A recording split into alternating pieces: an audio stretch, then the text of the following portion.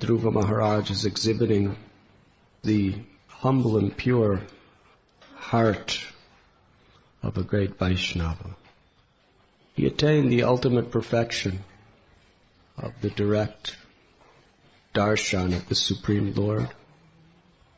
He was cleansed of all of his material attachments, misconceptions, given promotion to Vaikuntha, also given the most incredible type of devotional service to rule the earth for 36,000 years, perfect health, youthfulness. But instead of being overjoyed by all the benedictions he's received, he's feeling ashamed, because in his pure state, he's thinking how he inconvenienced his spiritual master and how he inconvenienced Krishna. Material consciousness means janasya moho yamaham mameti, that I am this body. Those things in relation to the body are mine. Material consciousness is that of selfishness, where we consider our own interests to be most important. In the conditioned state, within the material world, every jivatma is thinking in this way, save and except the great Paramhamsa Vaishnavas.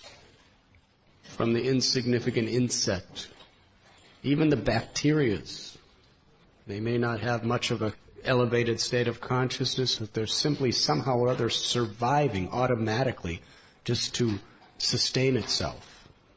They may not be intellectually discriminating what I want and what I don't want. They just automatically just exist in such a way to sustain one's own existence, to find some happiness through that process. The insects, the reptiles, the fish, even the vegetation, what to speak of the animals in human civilization. Everyone is obsessed with this contamination that I am the center of the universe. My sustenance, my happiness is the most important thing in life. And we are happy when we find fulfillment in these things, and we are unhappy when we do not. Yanisha sarva bhutanam tasyam jagrati samyame yasyam jagarati bhutani sanisha pashyito mane.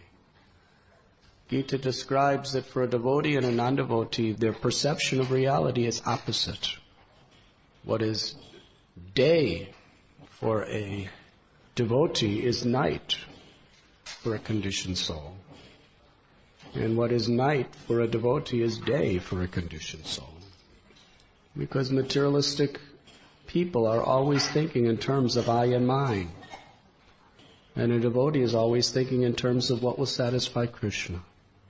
From our self being the center, we put Krishna in the center. The fact that everyone is thinking myself the center is the root cause of all the disunity, hatred, envy, wars that is taking place. Essentially, the reason this world is dukkhalayam ashashvatam, the reason it's so miserable, is because of this false ego, which is a plague, it's an epidemic that is widespread everywhere. So Dhruva Maharaj, he has just received spiritual and material benedictions that are unparalleled. But because in his purified state of consciousness, he's thinking, Yasya prasadad bhagavat prasadam. If I please Guru, I please Krishna. He's thinking that I didn't really satisfy my Guru or Krishna.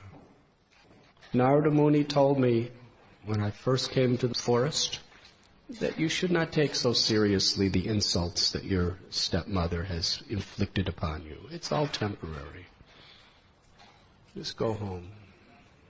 But because his motive was actually so angry, so defiant, so full of a desire for revenge against his brother and his stepmother, that he frankly admitted to Narada Muni, I cannot listen to your instructions.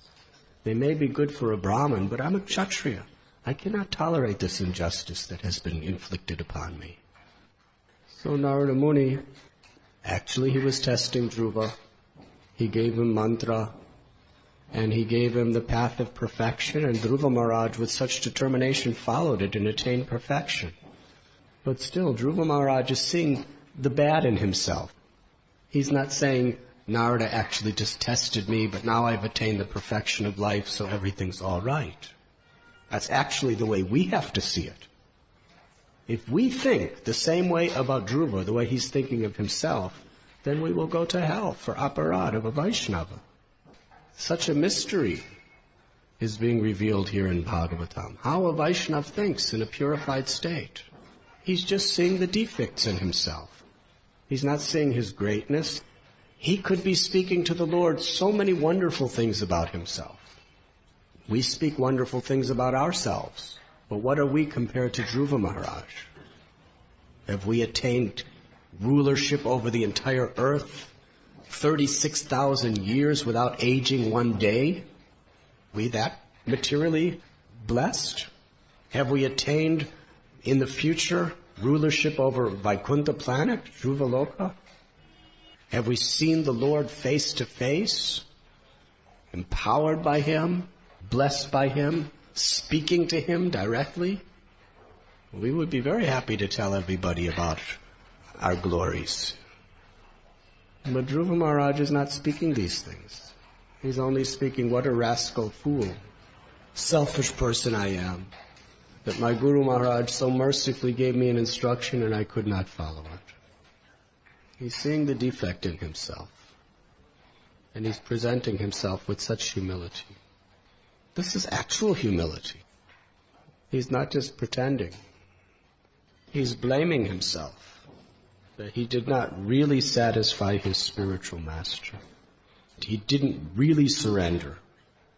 So this is the way all of our great acharyas have prayed. If we read the poems of Srila Prabhupada, Bhaktisiddhanta Saraswati Thakur, Bhaktivinod Thakur, if we read the prayers of Visvanath Chakravarti, Baldev, if we read the prayers of Rupa and Sanatan, Raghunath, Krishnadas Kaviraj, we will find consistently that they never praise themselves. They're always eager to praise other Vaishnavas, and even in their most advanced state of self-realization, they're always looking for some fault in themselves and praying, Krishna, give me shelter. I'm desperate. I'm helpless. I need you. Impersonalists, they declare themselves to be God. And materialistic people, without necessarily calling themselves God, they want the praise and the glory of God in whatever small way they can get it. But a devotee is not interested in any of these things. You see, if Dhruva Maharaj was not perfectly satisfied in finding the ultimate pleasure in praising Krishna, he would not be able to speak the way he is about himself in a pure self-realized platform of consciousness. As a devotee understands Krishna, a devotee sees his own insignificance in comparison, and therefore can never praise himself. Who am I to Krishna? When we stand before the Almighty Supreme Personality of Godhead, who has all opulences in full, when we're conscious of Him, Krishna conscious, then why would we praise ourselves? So for those of us who actually want real self-realization, we have to take this attitude of Dhruva Maharaj very seriously. Although a pure soul, one time in his life he wanted that material benefit, and he just keeps reminding himself of that. Dhruva Maharaj is spoken of in Srimad Bhagavatam because of this quality. Sarva dharman parityajya mamekam sharanam praja. He's actually surrendered to Krishna. He has surrendered his ego to Krishna. In essence, that is what the bottom line of surrender is. We may give wealth, we may give our intelligence, we may give our physical energies, but to give our ego to Krishna, to renounce it. That is real surrender. That is Trinadapi Sunichena, Tarorapi Sahishnana, Amanina Manadena Kirtaniya Sadahari. When we truly make the offering of our false ego to Krishna, Krishna, I am yours. The conditioned soul wants a high position, but a devotee wants a low position. In order to please the Lord and serve the Lord, we may be put in a high position, but it's never what we want. If you want it, you're in a fallen state. You simply want to serve, simply want to please Krishna, simply happy to think about your own shortcomings and beg Krishna for mercy with that consciousness, then you are a Vaishnava in the true sense.